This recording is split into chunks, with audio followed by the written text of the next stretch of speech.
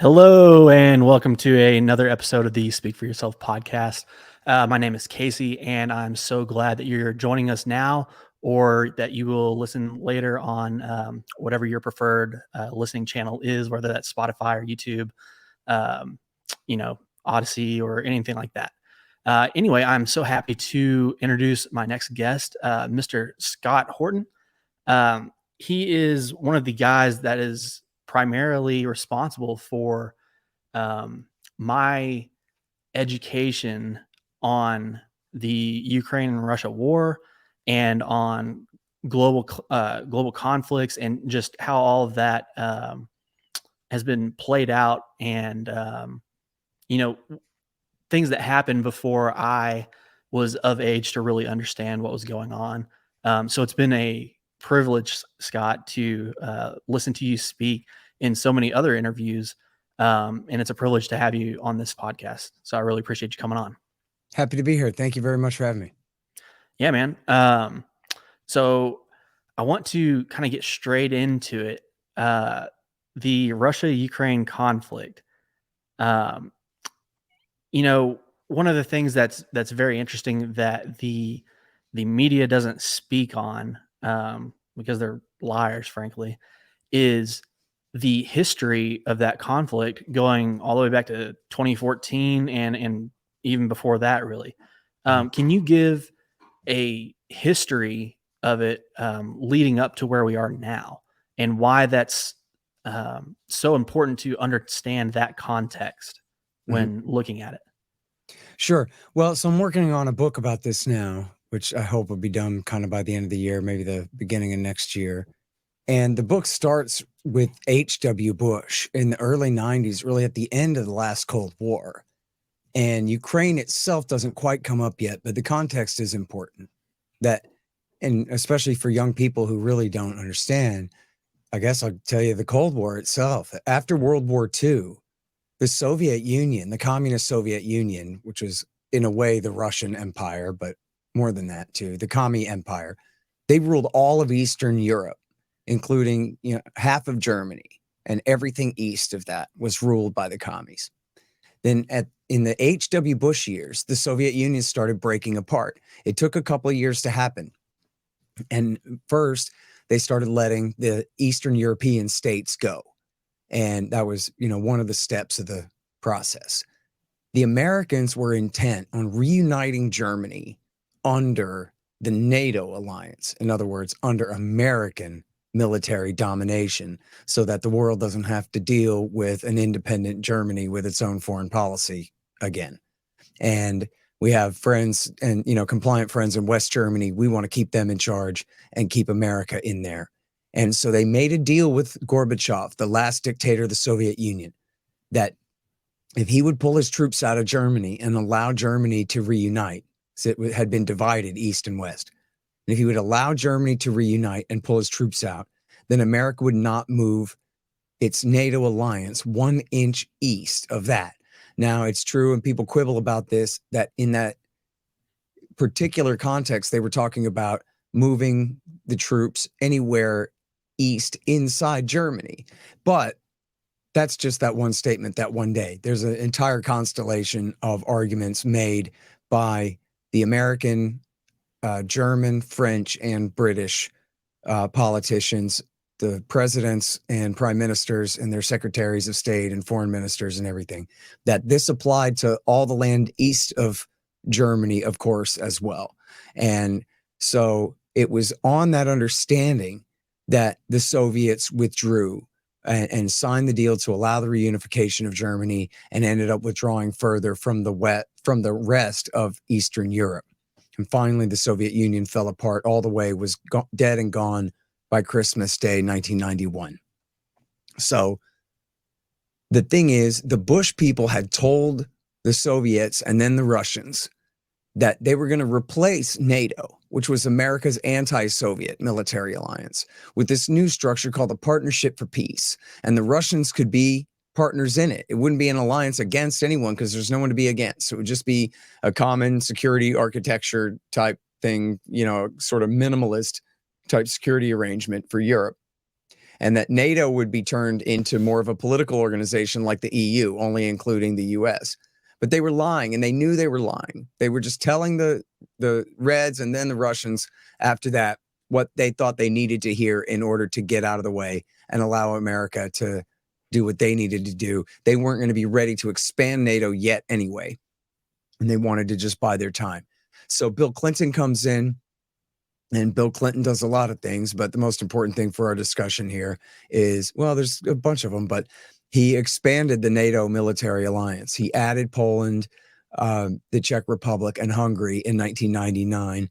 And at the same time, in fact, just a few weeks later, he launched the war in Kosovo, which was the second of his major wars in the Balkans against the Russians' allies, the Serbs, and, helped to destroy the Russian economy in the 1990s, rigged the election of 1996 to keep Yeltsin in there when the people wanted rid of him, and all these other things.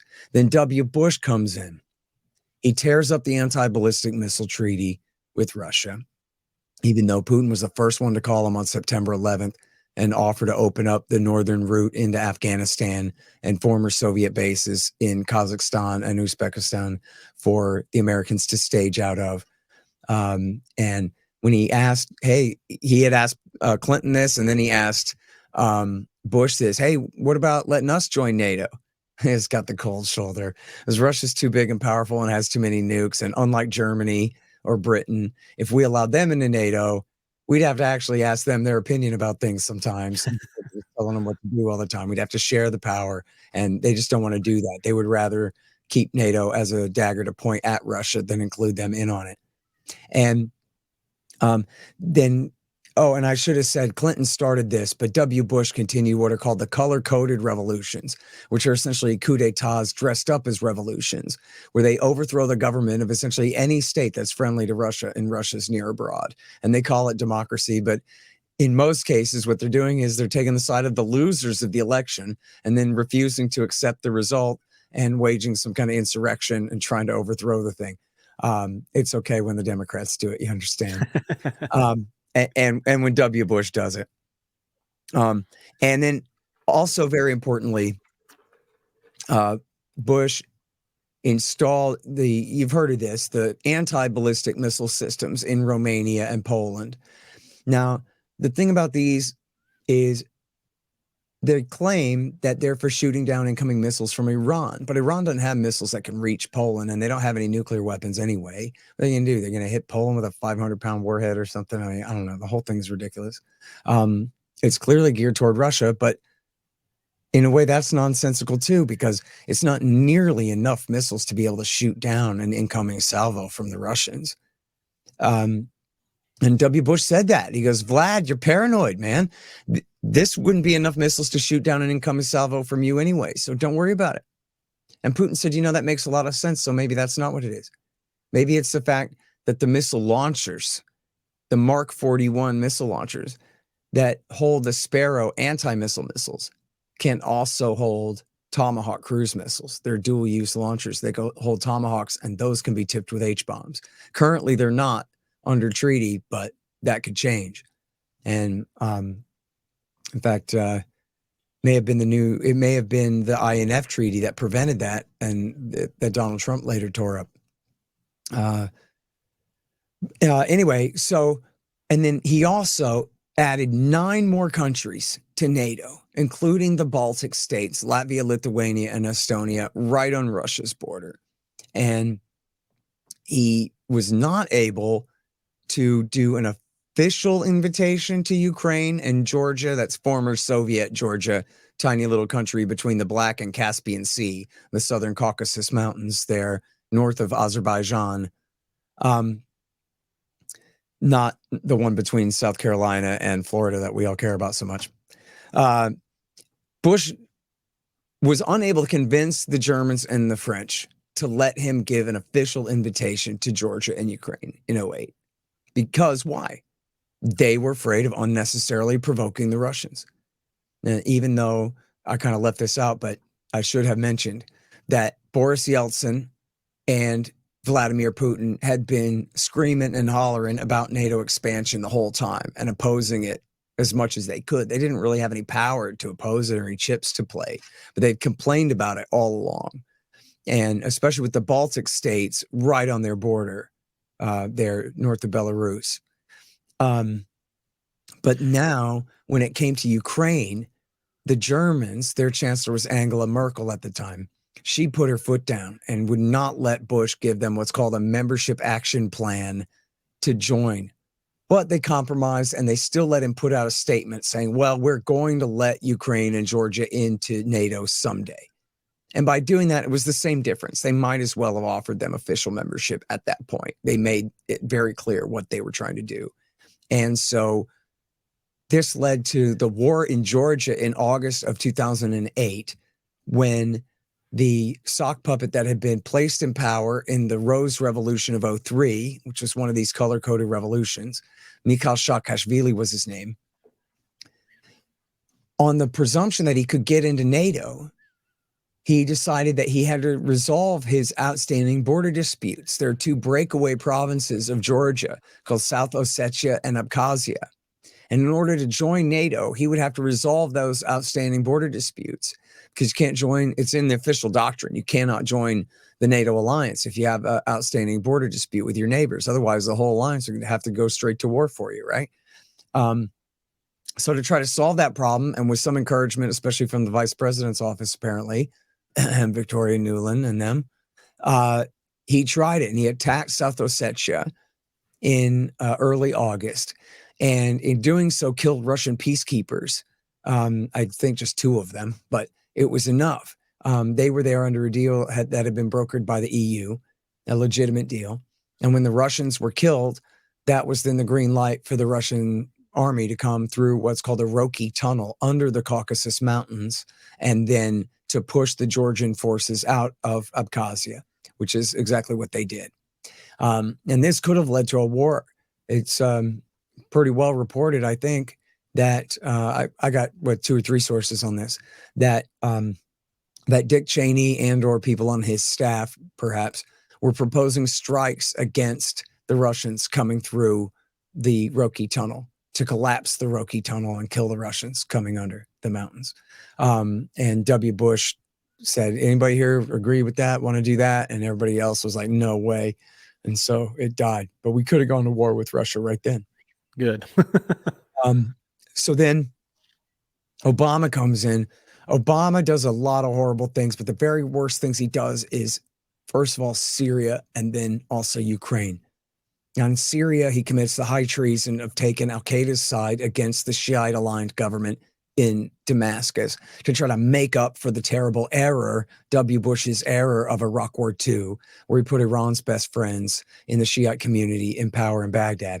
Now they had to try to fix that by taking Damascus away from Iran and putting Sunnis in charge. But they only have suicide bombing, head chopping lunatics to do it. There are no moderate rebels, and the whole thing is absolute catastrophe. And as everyone listening recalls, led directly to the rise of the Islamic State Caliphate under this guy Baghdadi, who ended up conquering Western Iraq and necessitating the launch of Iraq War III from 2014 through 17 in order to destroy it again. And in the important part concerning Russia here is that Syria is a Russian client state. And so they finally intervened at the end of 2015 in order to prevent ISIS and al-Qaeda from, who were working together on this project, to march on Damascus and overthrow the government there to finally win the war. And he intervened to prevent that at that time. But you know, as bad as it is, just thinking about it from here, Obama taking al-Qaeda's side after September 11th and after they had been the worst part of the Sunni insurgency in Iraq War II. Look at a map and how close this territory is to Russia. You know, they get off of September 11th or 2 against us every once in a while. That's nothing compared to literally having tens of thousands of these guys swarming in essentially what's Russia's Mexico, right? And they're near abroad in their, you know, direct south. So this was a major threat to their national security to do, and cause real problems between America and the United States. I mean, America and Russia. And then the worst thing of all was the coup of 2014, which you alluded to in the beginning there. Now, W. Bush had overthrown the government in 2004 in the Orange Revolution. And in that case, they had prevented this guy, Viktor Yanukovych, from assuming the presidency in what they said was a rigged vote, which may very well have been. But they did a very rigged protest movement backed by foreign millions in order to get the opposite result. But the guys who won the Orange Revolution were so corrupt that they'd been thrown out within just a few years, and Yanukovych was elected again in 2010 in a free and fair election. And so what happened was he was from the east of the country in what's called the Party of Regions, which is, a sort of pro-Russian party led by ex-commie officials from the old days and stuff. But he was not just some Russian stooge. And in fact, he really was leaning toward the West and was to sign a trade deal with the EU. The EU drove too hard a bargain, led by the Germans, drove too hard a bargain. And that was even George Soros himself blamed Angela Merkel for botching the deal by being too unwilling to compromise with Yanukovych to get the trade deal through. Well, the Russians were playing nice and were offering discounts on gas and low interest loans, and I think even a massive grant of billions of dollars that they wouldn't even have to pay back. And so Yanukovych told the EU no and signed the deal with Russia instead. And that caused the people in the far west of the country, who are not necessarily pro-EU, but are very anti-Russia, to go out and protest. And the Americans and, their Western allies essentially saw their, advantage here and their opportunity to try to replicate what they did with the Orange Revolution. And all these NED backed, that's the National Endowment for Democracy, backed so-called non-governmental organizations, poured millions of dollars into this protest movement from the end of November all the way through February, which eventually culminated in a violent street putsch and a threat by neo-Nazis to kill the president if he didn't leave town. And it was a credible enough threat that he absolutely did leave town. And, this is the American ambassador to Ukraine tweeted out, "All right, this was one for the history books," just bragging about it. Chris Murphy, the senator, went on C-SPAN. This was recently unearthed by Michael Tracy, I believe. Went on C-SPAN and bragged that, yeah, we played the central role in getting this accomplished and that all that kind of thing back then. Well, this led, of course, directly to the Russians' re-seizure and re-annexation of the Crimean Peninsula, and then the outbreak of war in the East. And of course, it gets all very complicated, but basically the entire southern coast and far eastern part of Ukraine used to be part of Russia. It was called Nova Russia. And it was part of the Russian Empire since the 1770s, 1780s, or even before. I know Crimea officially became part of the Russian Empire in 1783, the same year that we signed our peace with Britain at the end of the Revolutionary War, 4 years before our Constitution was even written. And so, Crimea is part of Russia, like New York is part of the United States, essentially. And it was just a quirk of history, basically, that during the Soviet Union era, after Stalin died, Khrushchev needed the support of the Communist Party of Ukraine in order to succeed Stalin. So in 1954, the general secretary of the Communist Party of the Soviet Union, Premier Khrushchev, issued an edict. I say all that mocking his authority, of course, right? It's not like this is what we the people ordain or the divine right of Solomon's temple or some crap. This is some commies said so. That's all they got. That that Crimea now belongs to Ukraine. And at the end of the Soviet Union, Crimea stayed with Ukraine, but it was always a very kind of tense and compromised situation all through the 1990s. But the reality is basically the status quo had held, that the Crimean Peninsula belonged to Ukraine as long as the Russians could keep their naval base there. It wasn't until after the second coup in 10 years, backed by the United States. And then when four former Ukrainian presidents wrote a letter saying now's the time to cancel the Kharkiv Agreement, which was the deal that allowed Russia to stay in Crimea. at their only year-round warm water naval port that they've held again since the 1780s. And they said, now's the time to kick the Russians out of the port.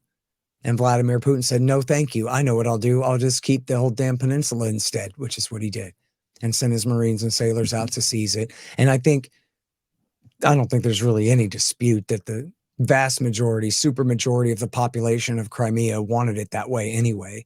And we're happy to be annexed by Russia and rejoin Russia. Although, of course, there was some kind of substantial minority of Ukrainians and Tatars and others who may not have wanted to join Russia. Still, it was America. I think the vast majority did, and it was America that forced the issue and forced the change before the Russians did. And then in the East, you had people who, again, massive numbers of Ukrainians, although led by apparently some Russian agents, declared autonomy. They didn't really secede from the Union. They're always called secessionists. They really just were demanding statehood, right? Like strong federalism. And the new government went to war against them, called it an anti-terrorist operation, and started bombing the crap out of them. And, for the year, almost the entire year of 2014, from say like mid-April, or I guess early April, all the way through the end of the year, it was absolutely terrible fighting. Something like 10,000 people were killed until they made the Minsk, what were called the Minsk II deals in November 14 and February of 15. And that ratcheted the fighting down, but it didn't really end it. It was a ceasefire, not a peace deal. And it wasn't a good enough of a ceasefire at all. The OSCE documented all kinds of violations, and approximately another 4,000 people were killed between the Minsk II deal in February of 15 and the outbreak of what's now called the full-scale invasion, although I'll tell you what, it could be worse, that took place in February of 22. And now, so Trump essentially, as you know, was framed for treason with Russia. Yeah. I don't know if he was ever going to really figure out how to get along with Russia. They said about Trump, the Russia experts themselves said about Trump that, well, he's like the captain of the ship. He's holding the wheel, but it's not attached to anything. And it's just, again, what they call the deep state, right? They decide. They have the Russia policy. In fact, I have a lot of huge quotes that'll have to be trimmed down in my book, but I encourage people to go and look at the testimony of Alexander Vindman, who is a Ukrainian American Army lieutenant colonel on the National Security Council staff, who testified against Trump at his impeachment and was one of the ones, who got Trump impeached on Ukrainegate. And what you'll see is Vindman says over and over and over again, with no idea how ridiculous he sounds at all, that the government decided what the policy was. The interagency, as he calls it, which I guess you and I should mostly understand to mean the deputies committee meeting, right? Not when the leaders of the departments, but their deputies all get together and meet, state and defense and whichever experts from the NSC and whatever, and they get together and they decide what they want to do. That's the policy. And Vindman is just beside himself that the president of the United States thinks that he has the right to change the policy. Who the hell does this guy think he is? We have a Russia and Ukraine policy, and it goes like this. And it's been decided by the likes of Vindman. And this is essentially, he's accusing Trump that this is the crime, that Trump wants to change the policy, even though Trump is the one who won the election. He's the one who's the president of the United States and is supposedly the one who has the authority to decide. But Vindman, because he didn't really realize how crazy he sounded, he was speaking for the rest of them. That was exactly how they saw it, was who the hell does this guy think he is to win an election and change the policy to the one that he ran on, that the people voted for? Absolutely not. And so that was part of the motivation for keeping the Russia thing going, as they even said, that the FBI said to CNN, well, it's to rein him in, prevent him from being able to change the policy too greatly. If we can't overthrow him with the 25th Amendment and drive him out of power, we can at least rein him in and prevent him from essentially ending the new Cold War. Now, I'm not a Trump guy, and that sounds like a stiff defense of him. It's only because his accusers were damn liars and the worst people in the world. And the things that they accused him of doing and especially in that treason with Russia, was just an absolute hoax. Never happened whatsoever. Might as well be David Koresh's weapons of mass destruction or whatever hoax that they're, yarn that they're spinning is all it was. And so then during the 4 years of Trump, what happened was the Pentagon ran the show. The NSC and the State Department and the CIA ran the show, and they did what they wanted. And you saw, they added, you might remember this clip. Tucker Carlson says to Trump, geez, we just added Montenegro and Northern Macedonia to NATO. That just seems crazy. Like, what are they going to do? Defend us in a war? All we're doing, we're signing up for them to get us into a war. And Donald Trump goes, yeah, I know. Can you believe that? And it's like, yeah, but dude, you're the president right now. You don't even know. He's too busy watching the women on TV, clucking their heads off about him to know what in the world is going on in his own government and in his own policy at all. It's just who he is, part of his character, that he's just stuck that way. That's what he thinks politics is. It's not all these power factions and their agendas. It's what are the ladies on TV saying about him right now? That's all he cares about. He's a bimbo is what he is, Donald Trump, more than any other thing.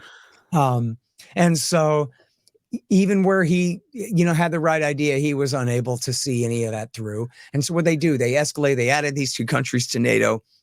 They massively escalated arms sales to Ukraine.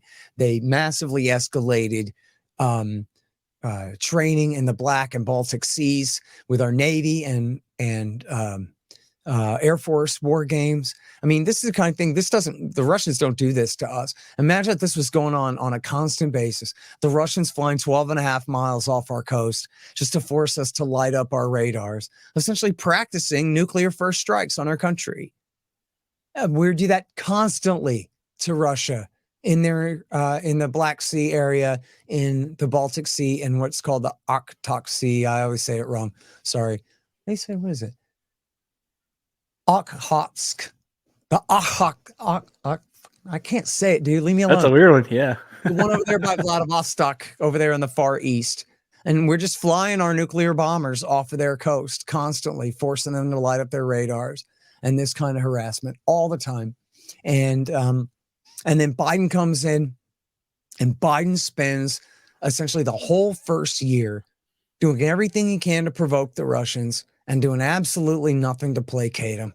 And especially in September, October, November of 21, he announced, he had the State Department and the Defense Department put out all these policy papers declaring essentially the continuation, the reaffirmation of the United States of Ukraine's path to full NATO membership.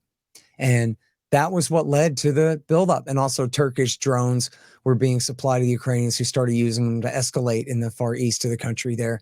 And the Russians said, that's it. They started building up their forces. And then they said, here's our proposed treaty, sign it. And I'm not saying the Americans should have just got on their knees and signed whatever he said.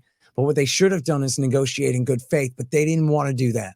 And if you go back and look at what happened in December 21, January and February of 22, you see that essentially the policy was to tell Russia, you better not.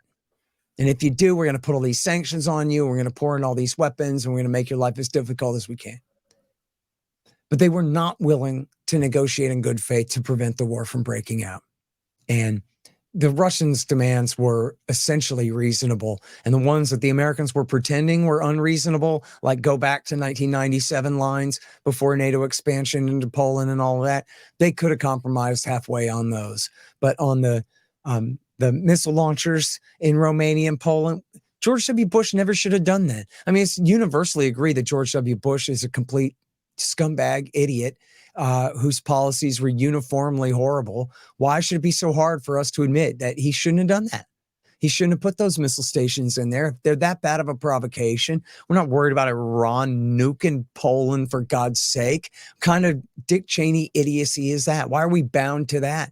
Just dismantle them, right? Promise neutrality for Ukraine. Promise that we're closing the door on their eventual NATO membership. They said, no, we have an open door policy. And that open door policy says that no other country can ever tell us that we have to close the door to another country. And so we have an open door, and the door is open, and we won't close it, and we can't close it. And yet the whole thing is just made up, right? The whole thing is just words. There's no door. They came up with the concept in 2008. And again, it might as well have been Khrushchev, the commie commissar of who cares what, who said so. There's nothing magic about the damn door. There is no door. And they just said, no, that's it. Sorry. We have this thing that we like to say. And that's our thing we say. And that is that the door is open and we will not close it. And you cannot make us close it. And then that's it. And I'll tell you, I think it's 99% certain that this is truly the motivation, was because they wanted the war to happen. Or at least they preferred peace 51% to 49%, but they thought if the Russians are going to invade Ukraine, great. That'll be perfect. And you go back and look, and especially, again, December 21 and then January, February of 22, and you'll see time after time in the major papers, all the think tank wonks and experts and retired generals and admirals, and even Hillary Clinton talking about what we want to do is we want to arm up a Ukrainian insurgency, because it was taken for granted that the Russians would smash the Ukrainian army within a week or two. And that then the question was, because it's a huge country, it's the size of Texas, which if you don't know is really huge. That's why people say that about Texas. So I live in Texas. Oh, okay. There you go. Yeah. So, for people who don't know, from Austin, which is more or less center of Texas, it's a little bit southeast, but more or less center of Texas. From Austin to El Paso is halfway to the ocean, right? Halfway, not just to LA, but halfway to the ocean. If you just drive from the center of Texas to the west side of it. Okay. So just so people understand that that's how big it is. So the question was, if, by the way, I live in Lubbock, and it takes, I think 5.5 hours to get to Austin. Oh, I'm surprised it's only 5.5. I guess it must be downhill from Lubbock to maybe 6. Yeah. I'd have thought it was longer than that. It's a hell of a drive to the Panhandle. It sure is. So anyway, point is, was Putin, the idea was once he invades and conquers the country and smashes the military, is he going to really try to conquer the whole place? The far east of the country might accept him, although people really don't like being invaded and bombed and stuff. And then sort of the mid-east of the country, like the land between the Dnieper River and Kiev and the Donbass there in Kharkiv province and some of those, maybe. But now west of the Dnieper River, is he really going to try to take all that whole half of the country that hates his guts and wants nothing to do with him? And the idea was, we'll back the insurgency.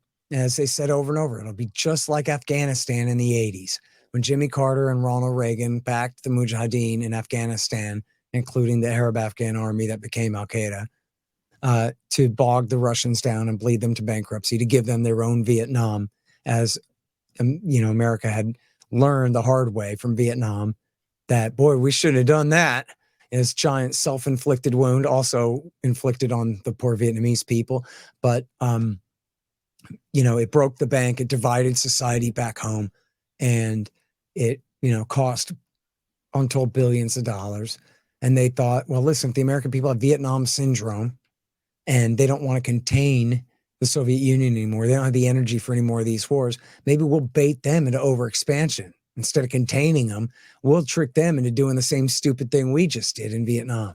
So that was where the policy came from.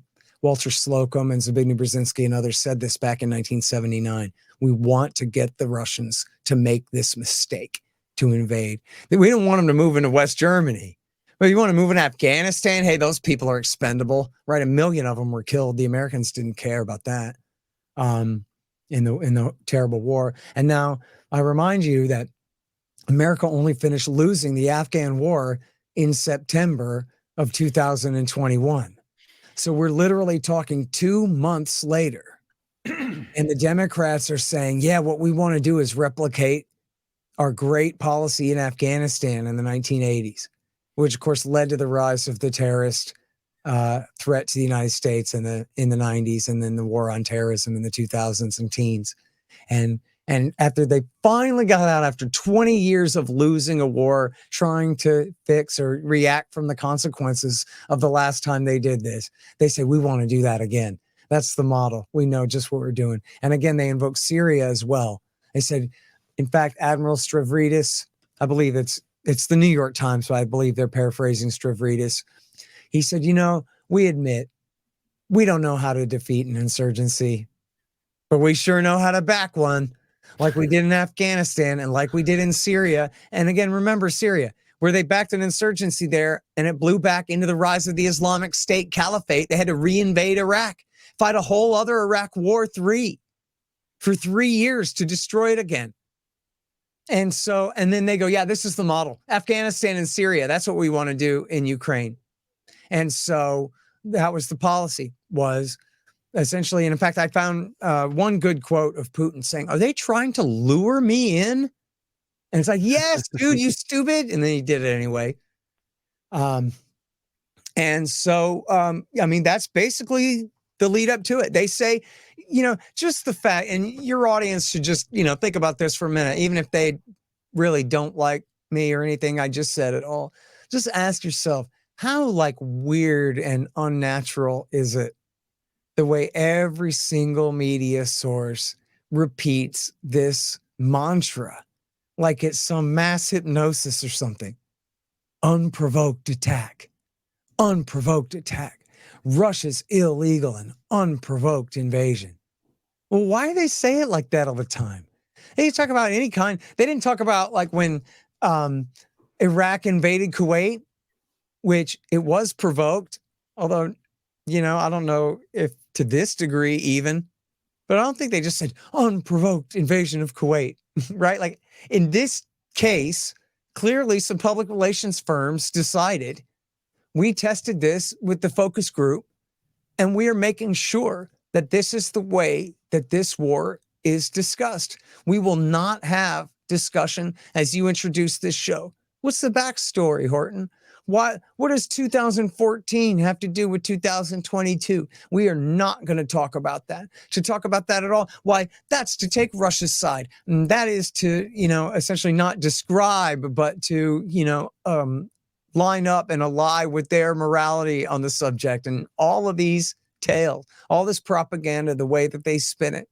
Unprovoked attack, unprovoked attack.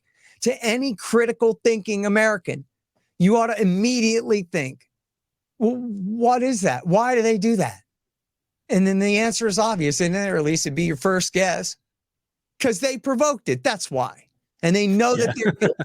And they don't want you to look at what they did and blame them and end every one of their sentences about Ukraine with, yeah, but that's all your fault anyway, so shut up.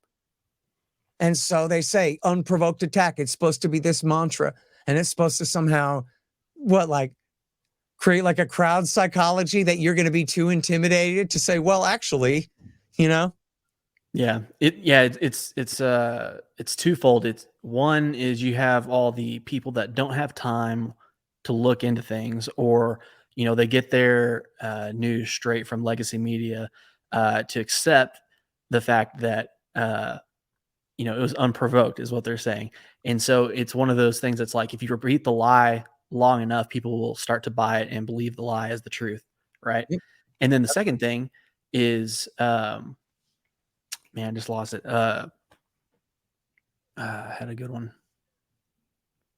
Anyway, but yeah, one of the things that I wanted to touch on a little bit is. Oh wait, I know what it was. It was you were going to refer back to my point, which was about kind of the intimidation factor, right? One, it's for the ignorant that they just hear the mantra, but then two, you were going to address for the people who want to be critical.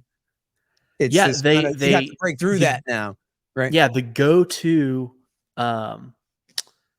insult or the go-to thing is saying, oh, well, you're pro-Russia because you think differently than the narrative that we put out, Yep. And it's a way to shame people into acceptance of that narrative. Yep. And it's funny too, I would especially ask conservatives going back, or for that matter, liberals, because liberals are more likely to be good on this at the time. But there's enough distance in time between then and now, I think, that right-wingers ought to be able to be honest and fair about this. How many people in this country back 20 years ago were accusing their neighbors of being pro-terrorist? Oh, you're pro-Saddam Hussein. You're pro-Osama bin Laden. You're on the side of the enemy. When mostly at the time, the people they were criticizing were liberals and leftists and libertarians who had nothing in common whatsoever with a bunch of Salafi, jihadi, suicide bomber, lunatics, or for that matter, a bunch of sort of commie, sort of fascist Baathists in Iraq, right? Even Iraqi Americans didn't like Saddam Hussein, right? So in other words, out of 300 million of us, how many were actually pro-Iraqi regime? The answer is zero, right? Zero. And yet the right half of America allowed themselves to be convinced that the left half of America just really loves Saddam Hussein a lot. Just really loves the guys that suicide kamikaze crashed our airliners into our towers and killed thousands of our own people. Oh, I guess you guys are on the side of the enemy. No, dude. See, just you guys are stupid. And you let liars manipulate you into thinking stupid, impossible things, right? It couldn't possibly be that a bunch of New Yorkers and a bunch of Texans are on the side of Osama or Saddam, who, by the way, were not on the same side as each other at all, right? It was those of us who were pointing that out were being accused of siding with both. So if you just think about how stupid that was then, now, well, it's the same thing here. I mean, you and I are a couple of Texans. I don't know your background, but I don't give a damn about Russia. I don't have a dog in this fight. In fact, if I do have a dog in this fight at all, I have extended family from Ukraine, and they're on Ukraine's side, right? But that's still like not my point. I'm a Texan and I'm an American. I want nothing to do with this. The idea that somehow I would be on the side of any country in Europe, anywhere, much less on the far side of Slovakia from here, whether that's Ukraine or whether it's Russia or Georgia or anyone else, is absolutely absurd. And frankly, it's like a pathetic and childish defense mechanism for people who can't win an argument and don't know what they're talking about, and who foolishly allow themselves to be, kind of swept away and sign up with the latest fad, which is this is the thing that we're doing right now. And which, as you saw, isn't that what happened a year and a half ago when this whole thing broke out? It was just like COVID, or it was just like Russiagate, all these people with the flags in their bios and all these things where it's this performative groupthink. This is the, like when they all got Star Wars resistance tattoos or whatever, wore their vagina hats at their big protest. This is like the trend, the fad, like, sexually maiming your young children or, whatever kind of thing. This is what they're into. And it has nothing to do with the actual place, Ukraine, or that border region in the Donbass there, and everything to do with who they are and how they fit in with the people in their little professional community or whatever it is, When this started, I'm sorry, what? Oh, just the Terrytown in your town. There's a neighborhood in Austin called Terrytown where all the most like important liberal Democrat types live, and they all are very correct about everything, like getting every last Ukrainian killed to try to stick it to the Russians. If that's what the central state wants them to believe in, that's what they believe in. And you have a neighborhood just like that in your town, and we all do, Yeah, it was wild because, back when this started, obviously my 2-year-old was younger, and we would take him on walks in his stroller in the morning before everything started, before we went to work. And slowly but surely, we saw a couple of Ukraine signs go up in people's yard in Texas. And it's unbelievable because like you said, we don't have a dog in this fight. The only dog that I have in this fight is the money that's being stolen from us and sent over there. Yep, that's exactly right. And look, I mean, people can say, and I mean, this, again, it's fair. There's obviously, it's a complicated mess in the background. The sovereign government of Ukraine has a lot of responsibility for this mess. But the Ukrainian people, I mean, their country's being invaded and destroyed. And, it makes perfect sense for anyone in the world, including Americans, to sympathize with them. Sure. The Russian people are not suffering in this. The ethnic Russians of the Donbass, yes. But It's Russian soldiers, and they are conscripts. They are slaves in the Russian army, just as they are in the Ukrainian army. Draftees being forced to fight, but they're fighting on Ukrainian soil. So if people kind of naturally feel like the Ukrainians are the underdog here and they want to side with them morally or ethically or whatever, that's fine. Who cares about that? I don't know any libertarians got a problem with that if that's how it is. But just the reality is that people got to understand, and especially, God, after, almost 2 generations of this since the end of the last Cold War, we just can't keep doing this. It doesn't work. We waste all these money, kill all these people. They estimate something like 4 million people killed in the terror wars under mostly Bush and Obama, but some Trump as well, which Joe Biden supported every bit of that all along, by the way, as senator and vice president and so forth. One of your books is the exact feeling that most of us have, or a lot of us have, which is enough already. Yeah. And we have in there is something like 37 million refugees. It's the greatest refugee crisis since World War II, caused by America going around spreading democracy in the Middle East and turning the place completely upside down. Sometimes we side with Iran, sometimes we side with Osama bin Laden, and then we switch back and forth again. The whole thing's completely mad. And then, go ahead. I was just going to say, this is one of those situations that requires nuance, and the way that the media displays it is without nuance. So like you were saying, you can sympathize with Ukrainians, and at the same time, there's a term that not many people know, but it's strategic empathy, right? Yeah. Where you have to understand why Russia got involved in this and Russia did this. And it's not because you sympathize with them as in, I guess it is, but it's understanding why they got involved so that you can formulate a response to that. Right. But if you don't understand why they're doing this, then your response to it is going to most likely be incorrect. Yep. And look, why do they get it wrong? Because they're completely full of it, right? Because they lie all day. And they have to justify and spin and obfuscate. And so, that whole unprovoked mantra that PR push that they try to make the American people accept. And that's what they think too. They all repeat the mantra too. And, this is, to me, a real hard truth, is that it is not the case that at night, Newland and Blinken and Sullivan and Biden sit down and drink whiskey and are honest with each other about what's really going on here and what it is we're doing. Now, ready, break. Tomorrow, first thing at 7 a.m., we start lying again. But at least here tonight in this dark room, when we're whispering, we at least tell each other what we know to be true and what we're really trying to achieve and what we're really doing here, right? That's why the lies, right? To accomplish the thing that you're really trying to do. And yet, I get the idea more and more that there is no kind of honest communication like that. I mean, they know they're lying as individuals when they lie, but That's so wild. At the same time, they build, the whole structure, the whole policy, everything gets built on those fictions. In fact, I interview these guys all about Waco. People look at my Twitter. It's the top pinned tweet there. It's this Waco special I did.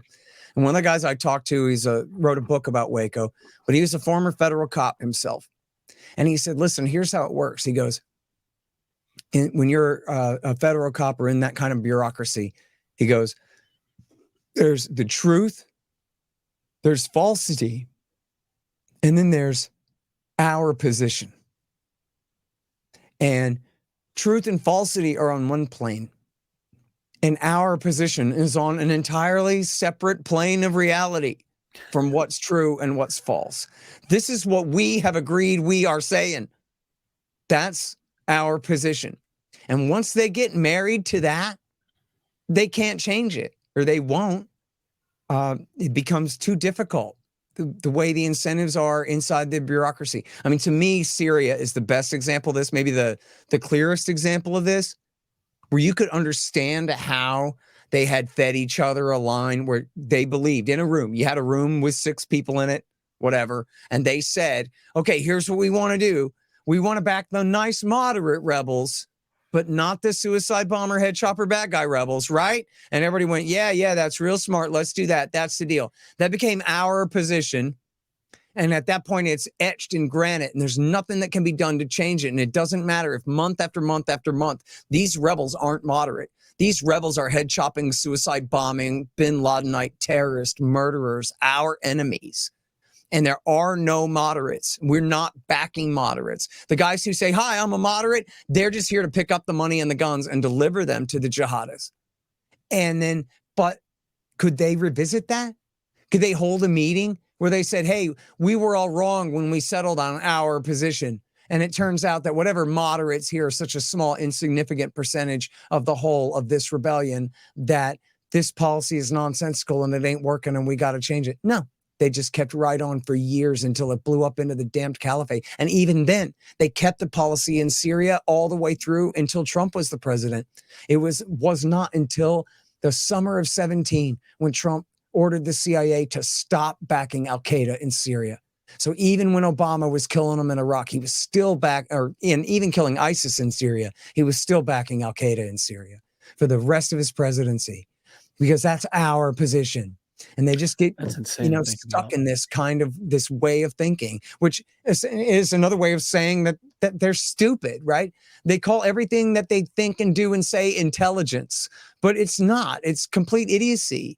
And none of them are in a position really, I guess, to just say, come on, Jim, Bob is dumb. This is wrong. And instead of that, we need to change our mind now, because you'd have to admit that you made the dumb mistake when you chose his point of view in the first place. So it's better to just keep going and just all, the incentives of bureaucracy, right? We're like in business, you could really screw up in business. At some point, your boss has got to pull the plug before you just keep wasting more money. You know what I mean? Where here, they would rather you just keep doing it and they don't want to admit it. And in fact, they want to waste more money so they can waste more money next year. And so it's no one's real interest to call anyone else out and say, we're doing the wrong thing here. I want to ask you about the U.S. involvement in this and what its purpose is. Is this a intentional weakening of Russia? Is this money laundering? Is this just propping up the military industrial complex? What is this? Yeah, look, I think money is the most important part of it. Strategy is part of it too, but it was the military industrial complex who funded the think tanks who wrote up the strategy. And so really, the whole thing really is a self-licking ice cream cone. And you got to understand too, that just as powerful as Lockheed and Northrop Grumman and all that is just the institutional interests of the Pentagon, of the State Department, of the CIA, and all of the national security bureaucracies. They want to all do nothing but grow. And they'll never say, well, we solved the problem we were created to solve, so now we can go home and get real jobs. And so the whole thing is a self-licking ice cream cone. That's what the GIs called it in Vietnam, where they just create a crisis and then solve it. But by solving it, create a new crisis and something more that they got to do next time. And then they do that. And then they just keep going and going and going forever. And it works for them. It makes sense for them to do. So, it's not a coincidence. Although, it's not everything, but it's not a coincidence that it was Paul Wolfowitz and Scooter Libby and Zalmay Khalilzad, who were, kind of the worst of these neoconservative think tankers in the early 1990s, who wrote up this doctrine that now that the Cold War is over, America will be the unipolar world hegemon forever and will never allow any nation or group of nations to challenge our authority over the planet. That those guys were all bankrolled by Lockheed. And that's essentially the people that we know as, the PNAC crowd, Project for a New American Century crowd, that ended up lying us into Iraq War II. And this is their doctrine. It's their doctrine in the Middle East. It's their doctrine in Eastern Europe, and for that matter, in Eastern Asia, that America will be the dominant power in all of these major regions so that nobody else can be. And so... Speaking to that, do you think it has anything to do with BRICS? Yeah, well, so the BRICS is the reaction to that, right? And so at the end of World War II, all of the industrial nations had been essentially burnt to the ground. I mean, England, not exactly, although they had their problems. But all of Europe had been just essentially completely destroyed. Japan had been completely destroyed. And so America was absolutely the economic powerhouse of the world. And also, I mean, hell, even just agriculture had been destroyed around the world too from the war. And so American industry and agriculture just dominated the planet, where the middle part of North America was like 60 or 70, I think 60, 65% of the global economy after World War II. And so American currency became essentially as good as gold. And even though, especially libertarians, we like to complain about how much they debase the currency, that's true. But everybody else is worse. And so there's not a central banker in the world who knows how to do anything but print money all damn day. That's all they ever do. And so relatively speaking, the dollar has been very strong, and it's given and I'm really not an economist. You really got to talk with the Austrian guys about this stuff, but in a sense, it's given the American government the same way that they export inflation to us. You know, have you ever heard of what they call cantillon effects? This is where whoever prints the money first and gets to spend it first, they get today's value of that money. The people who get it later, they get it after it's been devalued, right? So that's the same thing that happens to us. Our government loans money into circulation. They give it to a bank. That bank invests it in some giant firm. And then that firm gets to spend that money on whatever capital resources for whatever it is that they're doing. By the time us lowly wage earners get the money, it's been devalued and our cost of living has gone up. They got the higher value of it. Well, it's the same thing with exporting all those dollars to countries overseas too, those cantillon effects. The people who end up, you know, sitting on that pile of dollars in Gabon or wherever, when they finally get them, they've been devalued and they get to export that inflation to the world in that way. The problem is with the American empire is they have such a heavy hand. They're constantly bullying the hell out of everyone and threatening everyone and sanctioning everyone. And you know, they call us the isolationists, but they're the greatest enemies of free trade in the world. And so what happened was Russia and China, Brazil and India got together and said, you know, essentially they're the medium-sized states in the world. And so we don't have to put up with this. Let's trade between each other in our own currencies. Let's find as many ways as we can to get around America's systems of global domination, so that to make ourselves sanction proof, so that if we run afoul of the Americans, that we don't have to go hungry like the Yemenis. And so that's essentially what they did. They created this group. It's not a military alliance. It's essentially just an economic alliance. But more and more, they're, instead of using dollars for their international transactions, they're using each other's national currencies to settle their debts, which is decreasing demand on the US dollar, and which is increasing inflationary pressure here. And the Austrians talk about something that they call a crack up boom. And this is when, in this case, we're talking on an international level. This could happen just inside a country as well. When sort of everybody realizes on the same day that, today's the day that the currency completely loses its value and everyone rushes to the exits all at once.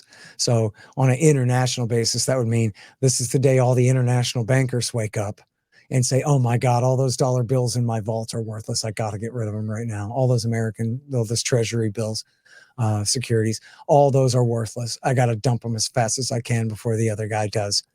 And at that point, our currency is completely destroyed. Now, I don't know if that's really a threat of, you know, something that could happen or something that's really in the offing here. I think, you know, one thing is that again, every other central banker is just as bad at this as the United States is. And so I saw a funny tweet where the Indians tried to pay the Russians for some natural gas in rupees. And the Russians were like, yeah, no, I don't think so. And so then the guy said, yeah, everybody's a multipolarist until somebody tries to settle their debts in rupees. And then all of a sudden, yeah, not so much anymore. So we'll see how it goes with that.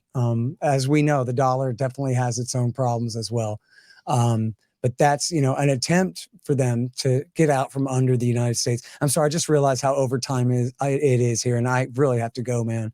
No, you're good. But thank you so much for having me on. It's been a lot of fun. And sorry I went on so damn long on that first question there. I hope it was all right. No, I appreciate you coming on, man. Before you go, do you want to shout out where people can find you and buy your books? Sure. So I'm the director of the Libertarian Institute. We got a really great group of libertarian writers and podcasters there. And check out all our great books there. That's libertarianinstitute.org. I'm the editorial director of Antiwar.com, which is the most important project on the internet. We got all the bad news for you there every day.